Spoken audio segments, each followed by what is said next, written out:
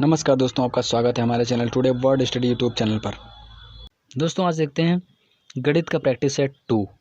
हमारा practice set 10 question करा चुके हैं पहले पार्ट में, और ये देखते हैं दूसरा पार्ट है। इसमें भी हम 10 क्वेश्चन देखेंगे। ये सीटेट 2011 का प्रीवियस ईयर का पेपर है जिसका हम प्रैक्टिस सेट करा रहे हैं। तो चलिए देखते हैं पहला क्वेश्चन आज का। दोस्तों यहाँ पे पहला क्वेश्चन है, माप की अवधारणा, यानी कि जो माप तौल होता है वो वाला, माप की अवधारणा विकसित करने के लिए, बच्चों में जो है माप की अवधारणा विकसित करने के लिए अपनाए गए निम्नलिखित कार्यों को क्रम में लगाइए। यानी कि एक बच्चा जो है वो माप के बारे में कुछ सीखना चाहता है, तो वह पहले कौन सी चीज़ सीखेगा, उसके बाद में कौन सी चीज़ सीखेगा और अंत में कौन सी चीज़ सीखेगा। तो वहाँ पे ये 4 पॉइंट दिए हुए हैं, ये 4 पॉइंट दिए हुए हैं, इनको क्रम से लगाना है आपको। तो देखते हैं पहले क्या है। देखिए यहाँ पे पहला ऑप्शन है डी में देखते हैं, शिक्षार्थी मीटर यानी कि मैट्रिक इकाइयों के बीच संबंधों को समझते हैं। पहले ही वो संबंधों को समझ लेगा, ठीक है। उसके बाद में देखते हैं ए, लंबाई मापने के लिए मानक इकाइयों का प्रयोग करेगा। उसके बाद में है सी, सरल अवलोकन करेगा। पहले उनके बीच में संबंध समझ लेगा, उसके बाद में सरल अवलोकन करेगा, यानी कि इसका कोई मतलब नहीं है, ये ऑप्शन गलत है। बी ऑप्शन देखते हैं। पहले देखिए ए, लंबाई मापने के लिए मानक इकाइयों का प्रयोग करेगा। उसके बाद में बी है कि लंबाई मापने के लिए अमानक। पहले जब मानक इकाइयों का प्रयोग कर लेगा तब अमानक इकाइयों का प्रयोग क्यों करेगा। तो यहाँ पर बी ऑप्शन भी आपका गलत हो जाएगा। यहाँ पे सी देखते हैं। पहला है कि अमानक इकाइयों का प्रयोग करता है, बी ऑप्शन। उसके बाद में ए दिया हुआ है कि मानक इकाइयों का प्रयोग करता है, ठीक है। फिर सी है आया है कि सरल अवलोकन करता है, और फिर डी मैट्रिक इकाइयों का प्रयोग करता है। पहले जो है वो अमानक करेगा, फिर मानक करेगा, और फिर सरल अवलोकन। देखिए यहाँ पे ये भी गलत हो जाएगा, सी ऑप्शन गलत हो जाएगा। यहाँ पे सही होगा तो डी ऑप्शन, क्योंकि क्या है, पहले देखिए बालक सी देखिए ऑप्शन, शिक्षार्थी सरल अवलोकन। देखिए कोई भी बालक है, अगर माप के बारे में वो पहले बार कोई चीज़ सीख रहा है, माप सीख रहा है पहली बार, तो वो सरल पहले अवलोकन करेगा। पहले उसको एक नज़र से देखेगा, उसको सरल यानी कि सहजता से उसका अवलोकन करेगा, पहले उसको देखेगा अच्छे से।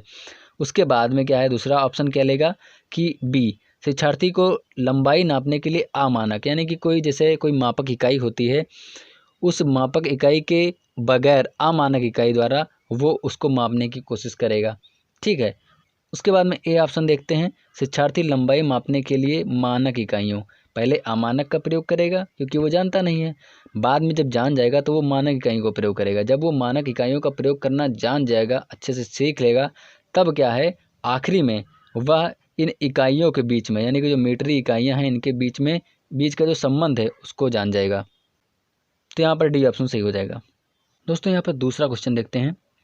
यदि एक ऑपरेटर को निम्नलिखित रूप से परिभाषित किया जाए, ये सिंबल दिया हुआ है यहाँ पे, देखिए 4 और 3 के बीच में ये वाला सिंबल दिया हुआ है।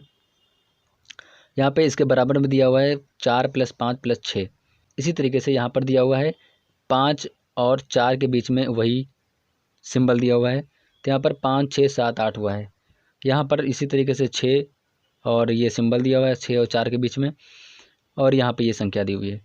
तो यहाँ पे इन तीनों में अगर कंपेयर करें, कॉमन चीज़ देखें अगर, तो यहाँ पर निकल के आ रहा है कि यहाँ पे जितनी संख्या है, यहाँ पर जितनी संख्या है उतनी ही संख्या जो यहाँ पर है, इसके आगे की क्रमागत संख्या इतनी बार जो है लिखी जा रही है।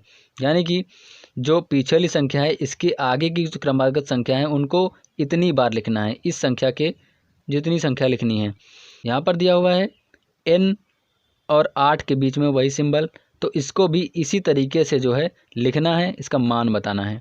तो देखिए दोस्तों, यहाँ पर लिखा हुआ है 8, यानी कि n को जो है, n के आगे की संख्या 8 बार लिखनी है।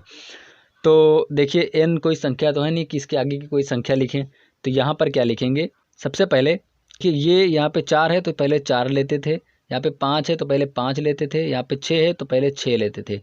तो यहाँ पे आपको देखना पड़ेगा कि यहाँ पे n है, तो सबसे पहले हम n लेंगे, ठीक है ना। तो सबसे पहले n लेंगे, उसके बाद में प्लस का निशान लगाएंगे क्योंकि प्लस में लगा हुआ है, फिर इसके आगे की संख्या लेंगे। तो यहाँ पर क्या होगा, देखिए यहाँ पर n जो है, n के आगे n कोई संख्या तो है नहीं, तो यहाँ पे हम n+1 से स्टार्ट करेंगे। यहाँ पे संख्या कोई n के आगे कोई संख्या है नहीं, तो यहाँ पे 1 से स्टार्ट करेंगे, फिर यहाँ पे प्लस करेंगे n+2, फिर यहाँ पे प्लस लगाएंगे, फिर n+3। इसी तरीके से हम लिखते जाएंगे और n+7 तक लिखेंगे, क्योंकि एक ये हो गया तो 8 बार हो जाएगा। जब इतनी चीज़ लिख लेंगे तो यहाँ पर आपका जो n की संख्या होगी वो आएगी 8n होंगे यहाँ पे, क्योंकि 8 बार n की संख्या आई होगी। फिर जो वो 1 और 2 और 3 जो ये संख्याएं जो n के साथ जोड़ी गई थी, उनकी संख्या अगर हम जोड़ेंगे सारी, तो यहाँ पर उनकी संख्या आ जाएगी 28। तो यहाँ पर आपका सी ऑप्शन सही हो जाएगा। 8n+28 इसका मान हो जाएगा। दोस्तों अगला क्वेश्चन है यहाँ पे, बच्चे के पर्यावरण में जो वस्तुएं लुढ़कती या फिसलती हैं उन पर कक्षा में चर्चा शुरू करो। बच्चों को उनके आकार देखने में और यह समझने में कि जैसे कि कैसे वस्तुएं लुढ़कती हैं और कैसे कुछ वस्तुएं जो हैं फिसलती हैं सहायता करो। स्रोत कहाँ से है? गणित के जादू, यानी कि जो एनसीईआरटी की बुक है उसका जो गणित का नाम है वो गणित के जादू नाम है उस पुस्तक का, एनसीईआरटी की। आगे देखते हैं इसके, एनसीईआरटी की कक्षा 2 की पाठ्यपुस्तक में इस तरह के सुझाव यह समझने में शिक्षक की सहायता करते हैं। तो आपको बताना है क्या समझने में शिक्षक की सहायता करते हैं। पहला है, चर्चाएं बहुविध परिप्रेक्ष्यों को कक्षा में स्थान देती हैं। दूसरा है, चर्चा करना गणित की कक्षा के लिए सर्वश्रेष्ठ युक्ति है। चारों में से सबसे बेस्ट ऑप्शन चुनना है आपको। आसपास की चीज़ों के बारे में बच्चों का ध्यान आकर्षित करना, नहीं ऐसा कुछ नहीं है ध्यान आकर्षित करना वगैरह।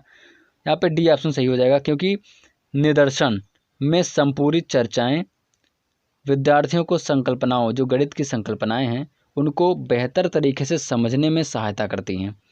निदर्शन यानी कि उनको अगर आँखों से वो देखेंगे, अच्छे से समझेंगे, तो जो है उनको जो गणित की संकल्पनाएं हैं वो अच्छे से बच्चे समझ पाएंगे। इसलिए जो है इन चीज़ों का गणित में प्रयोग किया गया है। यहाँ पे देखिए, गणित की पाठ्यपुस्तक में वस्तुएं जो लुढ़कती और फिसलती हैं उनको जो है पाठ के रूप में रखा गया है, ताकि बच्चे जो है संकल्पनाओं को समझ सकें, गणित की जो संकल्पनाएं हैं उनको समझ सकें। आगे देखते हैं, एक अच्छा गणितज्ञ होने के लिए क्या ज़रूरी है। यहाँ पे बताना है कि गणितज्ञ होने के लिए इसमें से कौन सी क्वालिटी होनी चाहिए। तो देखते हैं, पहला क्या है, सवालों को उत्तर देने की तकनीक में निपुणता, ये कोई ऑप्शन नहीं हुआ। आगे देखते हैं, अधिकतर सूत्रों को याद करना, ये भी बेकार सा पॉइंट है, नेगेटिव पॉइंट है। बहुत जल्दी सवालों को हल करना, ऐसा भी नहीं है। यहाँ पे देखिए डी ऑप्शन सही हो जाएगा। सभी अवधारणाओं को समझना, उन पर उनको लागू करना और उनमें संबंध बनाना, यही जो है एक अच्छा गणितज्ञ की विशेषता है। तो यहाँ पर डी ऑप्शन सही हो जाएगा। अगला देखते हैं, कुछ आमों का भार जो है वो 2 किलो 600 ग्राम है तथा कुछ सेबों का भार जो है 1 किलो 450 ग्राम है। आमों का भार सेबों के भार से कितना अधिक है, यहाँ पे बताना है। देखिए यहाँ पे सिंपल है दोस्तों, बस घटाना है केवल और कुछ नहीं है। देखिए आम का भार जो है वो आपका है 2 किलो 600 ग्राम, और यहाँ पर जो है जो सेब हैं उनका जो भार है वो 1 किलो 450 ग्राम है। तो सिंपल है, आपको जो 1 किलो और 2 किलो दिया है इसको भी ग्राम में आपको चेंज कर लेना है। जैसे कि जो आम है इसमें 2 किलो है तो 1 किलो में 1000 ग्राम होते हैं, तो इसलिए 2 किलो में 2000 ग्राम होंगे, और प्लस 600 ग्राम जो अलग दिया है वो 600 ग्राम ले लेंगे। तो अगर टोटल इसको जोड़ेंगे तो ये हो जाएगा 2600 ग्राम। कितना हो जाएगा? 2600 ग्राम ये हो जाएगा। ये 2600 ग्राम आम हो जाएगा। इसी तरीके से सेब का निकालते हैं। 1 किलो सेब है और 450 ग्राम है, तो 1 किलो में 1000 ग्राम होते हैं, तो 1000 ग्राम ये हो जाएगा और 450 ग्राम ये हो जाएगा। इसको अगर जोड़ेंगे 450 ग्राम को 1000 में तो ये हो जाएगा 1450 ग्राम। 1450 ग्राम ये हो जाएगा। तो उधर ये था 2600 ग्राम, इधर हो जाएगा 1450 ग्राम। इसको अब आराम से आप घटा लीजिए। यहाँ पे 0 आएगा, यहाँ पे 5 में से 10 में से 5 गया, यहाँ पे 5 बचेगा, यहाँ पे 5 बचा, 5 में से 4 गया तो 1 बचेगा, यहाँ पर 2 है, 2 में से 1 गया, बचा 1 बचेगा। यहाँ पे 1150 ग्राम बचा, यहाँ पे बचा 1150 ग्राम। अब जो है यहाँ पर 1000 ग्राम का 1 किलो बनता है, तो यहाँ पे बना लेंगे 1000 ग्राम का, यहाँ से 1000 ग्राम लेके 1 किलो कर लेंगे, और यहाँ पे 150 ग्राम जो बचेगा वो 150 ग्राम बच जाएगा। तो यहाँ पर ऑप्शन जो है वो सी ऑप्शन सही हो जाएगा। 1 किलो 150 ग्राम जो है आम अधिक हैं सेब से। अगला देखते हैं क्वेश्चन। एनसीईआरटी की कक्षा 4 की गणित की पाठ्यपुस्तक के पाठों में इस तरह के शीर्षक हैं, जैसे कि अब गणित की पुस्तक में ऐसे ऐसे शीर्षक यानी कि ऐसे ऐसे पाठ दिए हुए हैं। कबाड़ी वाला, भोपाल की सैर, दुनिया कुछ ऐसी दिखती है, यह परिवर्तन किया गया है क्योंकि गणित की पाठ्यपुस्तक में ये ऐसे जो शीर्षक हैं ये क्यों लिए गए हैं वो आपको बताना है। कबाड़ बेचने और यात्रा करने के बारे में बच्चों को जानकारी देना, ऐसा तो हो ही नहीं सकता है। आगे देखते हैं। पाठों में गणितीय विषय वस्तु का अनुमान लगाने हेतु विद्यार्थियों को चुनौती देना, यहाँ पे ये निगेटिव है, इसको हटाइए। सी ऑप्शन है उन्हें अलग सा समझाने के लिए, ऐसा भी कुछ नहीं है। आगे देखते हैं डी ऑप्शन, दैनिक जीवन में जोड़ते हुए उन्हें रोचक बनाने के लिए। जब ऐसे शीर्षक जो है गणित की पाठ्यपुस्तक में जोड़े जाएंगे तो बच्चे जो है बाहरी जो दैनिक जीवन होता है उससे जुड़ी चीज़ों में ज़्यादा रुचि लेते हैं। तो जब ये जो शीर्षक हैं ये गणित की पाठ्यपुस्तक में जब जोड़ दिए जाएंगे तो जो है बच्चे उसमें ज़्यादा इंटरेस्ट लेंगे, ज़्यादा रुचि लेंगे, और रुचि लेंगे तब वह उसी के साथ साथ गणित को जो है सीख जाएंगे। गणित की जो संकल्पनाएं हैं उनको आसानी से सीख जाएंगे। इसीलिए ये जो दैनिक जीवन के जो शीर्षक हैं उनको किताब में रखा जाता है, गणित की किताब में, यानी कि रोचक बनाने के लिए। तो डी ऑप्शन यहाँ पे सही हो जाएगा। आगे देखते हैं दोस्तों, इस क्वेश्चन में आपको कुछ ग्राफ दिए गए हैं। चलिए पढ़ते हैं क्वेश्चन। इन दिनों दाम बढ़ने शुरू हो रहे हैं, निम्नलिखित में कौन सा ग्राफ इस स्थिति का निरूपण करता है, यानी कि दाम बढ़ने की स्थिति को कौन सा ग्राफ अच्छे से दिखा रहा है वो आपको ऑप्शन चुन के बताना है। पहला देखते हैं। देखिए ये नीचे जो है समय है, ये समय इधर को बढ़ता जा रहा है और इधर ये ऊपर की तरफ कीमत बढ़ती जा रही है। तो देखिए पहले में जो ऑप्शन में जो है यहाँ पे देखिए ये समय, यहाँ पे अगर समय से देखें तो यहाँ पर महंगाई ज़्यादा थी, लेकिन जो आज का समय है यहाँ पर महंगाई जो है एकदम नीचे आ गई है, यानी कि महंगाई बहुत कम है। तो ये ऑप्शन गलत हो जाएगा। बी ऑप्शन देखते हैं। देखिए यहाँ पे जो है पहले महंगाई कम थी लेकिन बीच में महंगाई ज़्यादा हुई, लेकिन जो आज का समय है वहाँ पर महंगाई एकदम कम हो गई है। तो ये यहाँ पर जो है दाम बढ़ रहे हैं, यानी कि महंगाई बढ़ रही है। तो यहाँ पर ये भी ऑप्शन गलत हो जाएगा। सी ऑप्शन देखते हैं। यहाँ पे देखिए पहले महंगाई तो बहुत ज़्यादा थी लेकिन आज के समय में महंगाई, ये देखो ग्राफ नीचे आ गया है एकदम, यानी कि यहाँ पे महंगाई कम हो गई है, यहाँ पे बढ़नी दिखानी है हमको। तो ये भी ऑप्शन गलत हो जाएगा। यहाँ पर डी ऑप्शन सही हो जाएगा, क्योंकि देखिए पहले कीमत यहाँ पे कम थी, पहले कीमत कम थी, लेकिन जो आज है तो आज कीमत ये देखो बढ़ती जा रही है ऊपर की तरफ। अगर ये और आगे समय जाएगा तो ये आगे और बढ़ती जाएगी और ऊंची चलती जाएगी। तो यहाँ पर क्या दिखाया जा रहा है, दाम बढ़ने का जो ग्राफ है वो एकदम सही है, क्योंकि ये बढ़ता जा रहा है आगे की तरफ। तो यहाँ पर डी ऑप्शन जो है वह सही हो जाएगा। तो यहाँ पर डी ऑप्शन जो है वो एकदम सही हो जाएगा। आगे देखते हैं अगला क्वेश्चन। यहाँ पे क्वेश्चन है, भिन्नों की तुलना पढ़ाते समय जिसमें अंश जो है वो समान है, जो ऊपर वाला है वो अंश है, नीचे वाला जो हर है, यानी कि जो अंश हैं वो समान है। जैसे कि यहाँ पे दिया हुआ है 3/5 और 3/7।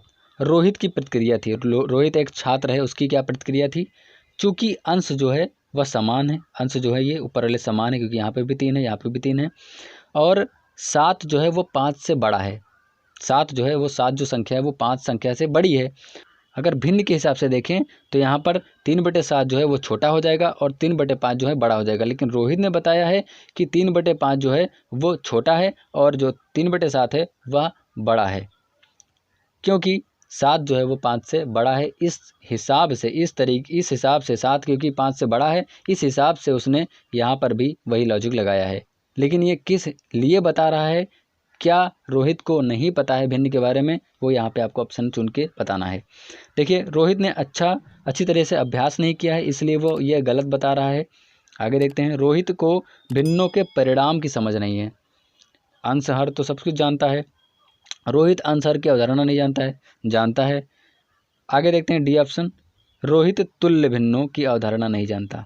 तुल्य भिन्न मतलब कि जैसे कि कोई एक ये भिन्न दिया है एक ये भिन्न दिया है, यहाँ पे दिया है कि भिन्नों की तुलना।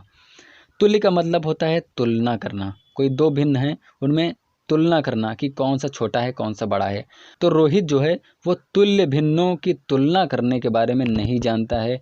तुलना करना भिन्नों की नहीं जानता है रोहित, इसीलिए जो है वह जो है यहाँ से ये लॉजिक लगाकर इसमें ऐड कर रहा है, क्योंकि 7 जो है वो 5 से बड़ा है, इसीलिए वही लॉजिक जो है भिन्न में भी लगा रहा है, क्योंकि वो तुलना करना नहीं जानता है।